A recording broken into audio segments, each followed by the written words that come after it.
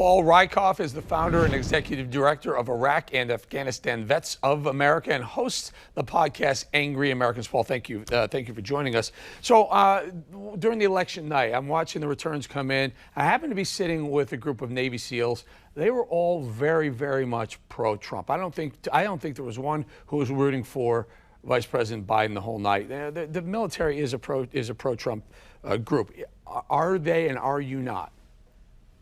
I don't think it's that simple. I think that the military is not a monolith, and they're a reflection of this country. So I think they're as diverse as the 50 states in the union. You've got folks who are Republicans, Democrats, and everything in between. Traditionally, the Republicans have done better among the active duty, but Trump's support, according to the latest Military Times poll, has been falling. From what, Paul? Paul, I mean, I'm not trying to listen. By the way, I thank you for your service, but falling from what? I generally think the military favors Trump in this race.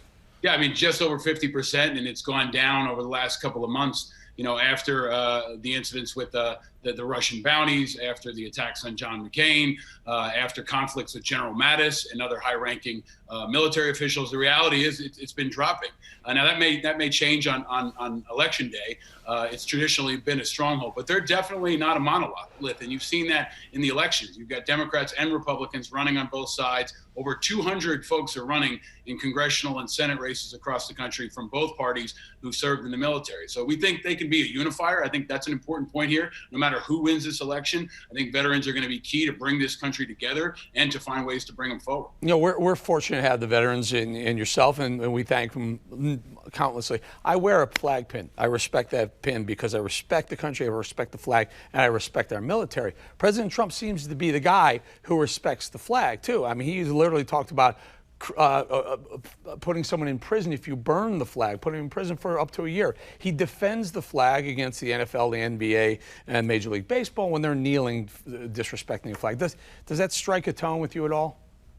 Yeah, I don't think it's that simple. I mean, I think everybody supports the flag. Everybody supports this country. I don't think any party or any candidate owns the flag, owns the military, owns our national defense. I don't think either party or President Trump should take the military vote for granted. I think both parties got to work for it. And what I've seen, honestly, Eric, is that veterans in the military are increasingly independent and unaffiliated. That's a lot of what I focus on in my podcast. People who feel like both political parties have abandoned them. They want to see people put country first and party second. And I think especially with this divisive election, you're going to see more and more veterans unaffiliated, abandoning parties and looking for folks who are going to clearly put country first, not just the cloth, but also our values, and making sure that they can bring people together and defend against our enemies. I think it's important for people to remember our enemies love seeing this division. They love seeing this conflict. And whether Trump or Biden win, they got to bring people together because Putin, North Korea, the Iranians, China, they love seeing Americans fight.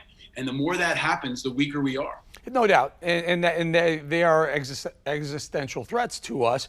But then you look at President Trump, who has spent the money to refurbish a lot of the equipment, a lot of the ammunition. He's the one who's spending for the military. Typically, Democrats don't necessarily put the military and defense spending on a higher hierarchy than they do some of the other social programs. Well, the reality is defense spending has increased no matter who's been in charge, really, since 9/11, and at astronomical rates.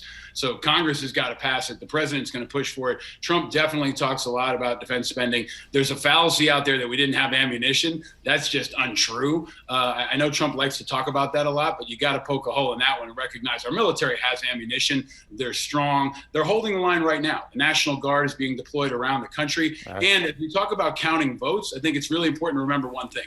In the last election, 250,000 active duty military voted by mail out of 1 million veterans. So at a million active duty. Okay. So as these votes are counted, remember, those are tens of thousands of folks that are serving in Afghanistan and around the country right now. No matter what party or candidate you vote for, count those votes and recognize their voices. Yeah, you and I don't see eye to eye on some of these things with regards to left and right, but we will tell you, we do thank you for your service. Paul Reickhoff, everybody.